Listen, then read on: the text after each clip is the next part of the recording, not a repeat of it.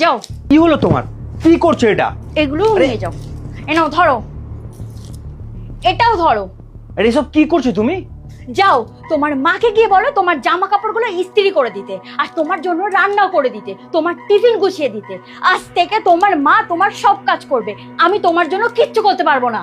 মা কেন এসব করতে যাবে? তোমার জন্য আমি খেটে খেটে মরবো, আর তুমি টাকা তুলে দেবে তোমার মায়ের হাতে?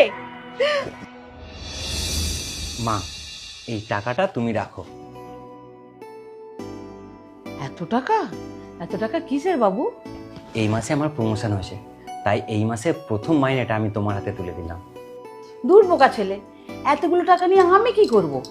বরং টাকাগুলো বৌমাকে দে। যত সব এখন। না মা, আগে তুমি, তারপর বউ। কারণ তোমার জন্যই আমি আজকে এই জায়গায়। এই টাকাগুলো তোমার কাছে রেখো। টাকাগুলো নিয়ে আমি কি করব? আরে আমি কি টাকা খরচা করি? বৌমাকে তুই এই টাকাগুলো দে, নাহলে আবার কোথায় রাগ করবে। টাকাগুলো মাকে দিয়েছিলাম কারণ মাকে সম্মান করি, ভালোবাসি। মা খুশি হয়ে যাবে সেই জন্য দিয়েছিলাম।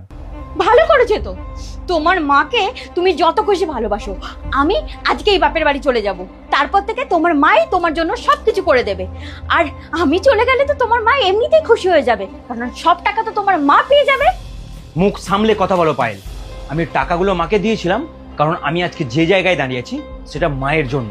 আর টাকাগুলো মা নিয়ে কি করতো, নয় পরে তোমাকে দিত কিংবা আমাকে দিত।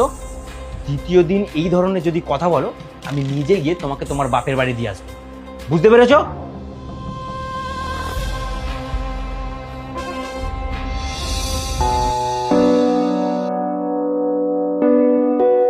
পায়েল, মা, একটা গুড নিউজ আছে।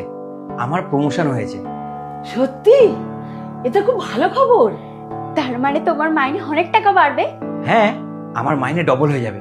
শুধু ভিসাটা হাতে পাই, তারপর ফ্লাইটে করে নতুন অফিসে। ফ্লাইটে করে? তার মানে তুমি কোথায় যাবে? আমাদের কোম্পানি আমাকে হেড অফিসে পোস্টিং করেছে, লন্ডনে।